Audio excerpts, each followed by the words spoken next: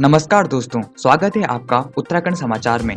आइए बात करते हैं आज यानी 5 जून 2020 से जुड़ी हुई तमाम उत्तराखंड की सभी बड़ी खबरों और मुख्य समाचारों को। सबसे पहले आपको ले चलते हैं राज्य में कोरोना अपडेट की ओर।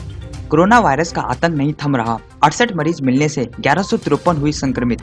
राज्य में गुरुवार को कोरोना के 68 नए मरीज मिले, जिससे कुल मरीजों की संख्या 1153 हो गई है। गुरुवार को दून में सर्वाधिक 36, नैनीताल में 10, टिहरी में 10, पौड़ी में 5, बागेश्वर में 2, चंपावत में 3, अल्मोड़ा, उधम सिंह नगर और उत्तरकाशी में 1 मरीज में कोरोना वायरस की पुष्टि हुई, जबकि अस्पतालों में इलाज कर रहे 15 मरीजों को ठीक होने के बाद डिस्चार्ज कर दिया गया। राज्य में गुरुवार को 2 और कोरोना संक्रमित मरीजों की मौत हो गई। दोनों मरीज एम्स ऋषिकेश में इलाज के लिए भर्ती किए गए थे। इसके साथ ही राज्य में कोरोना से ग्रसित मरने वाले कुल मरीजों की संख्या 10 हो गई है। कोरोना से संबंधित अगली खबर है, वायरस से संक्रमित की मौत पर आश्रित को मिलेंगे 1 लाख रुपए। क्वारंटाइन सेंटर में बढ़ेगी सुविधाएं।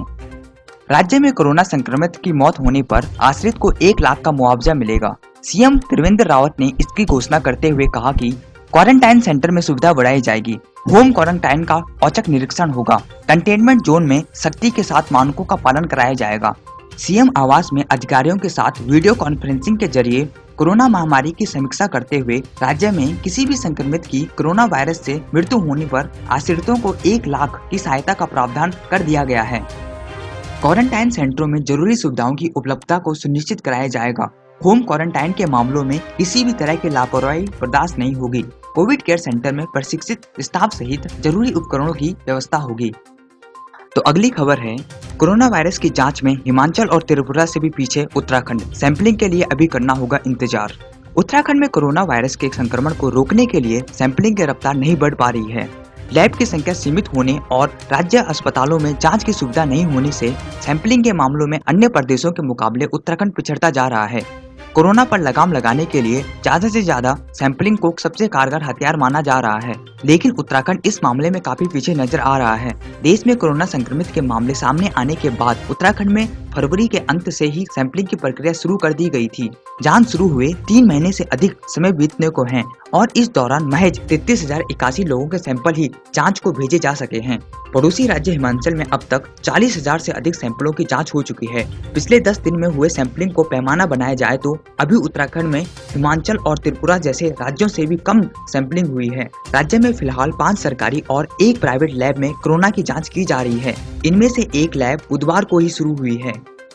तो अगली खबर सामने आ रही है, आईआईपी में कोरोना सैंपल की जांच शुरू। प्रदेश में 7,000 पहुंची सैंपलों की वेटिंग।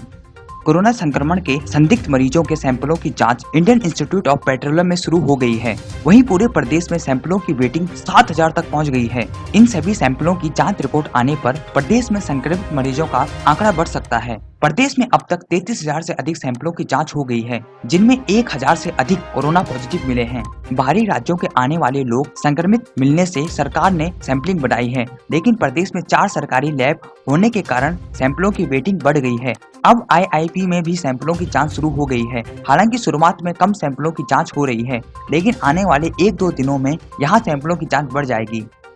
तो अगली खबर है, हर शनिवार और रविवार को बंद रहेगा देहरादून। निरंजनपुर सब्जी मंडी भी नहीं खुलेगी।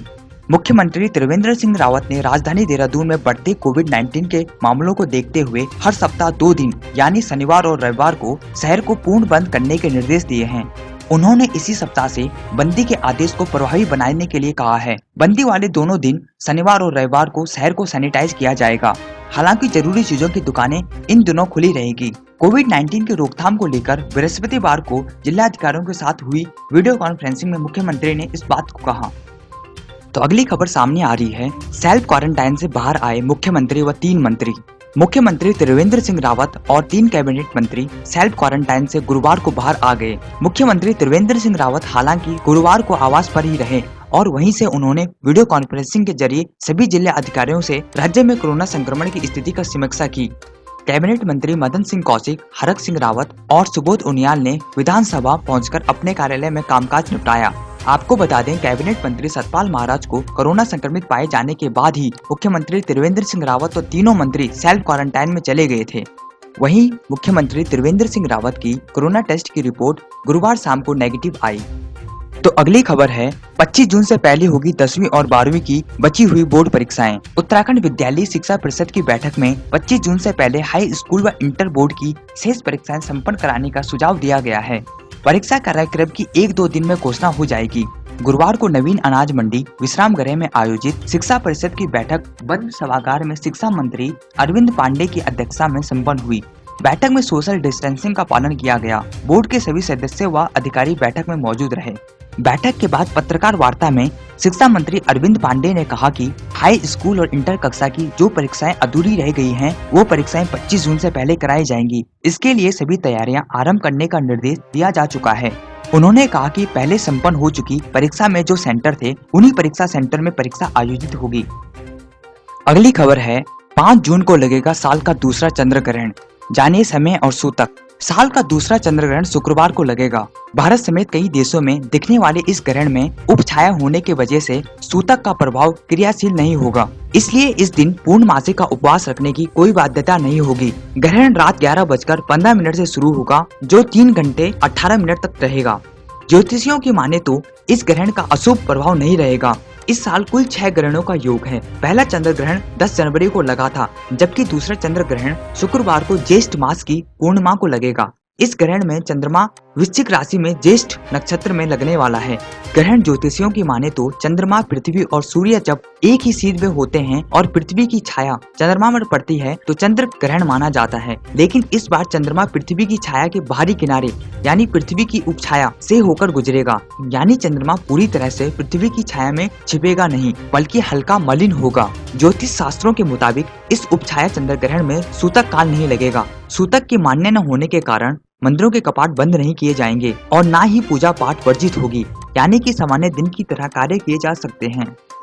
तो अगली खबर है, आज है विश्व पर्यावरण दिवस। पर्यावरण की सुरक्षा और संरक्षण हेतु पूरे विश्व में मनाया जाता है यह दिवस। इस दिवस को मनाने की घोषणा संयुक्त राष्ट्र ने पर्यावरण के प्रति वैश्विक स्तर पर राजनीतिक और सामाजिक जागृति लाने हेतु वर्ष 1972 में की थी।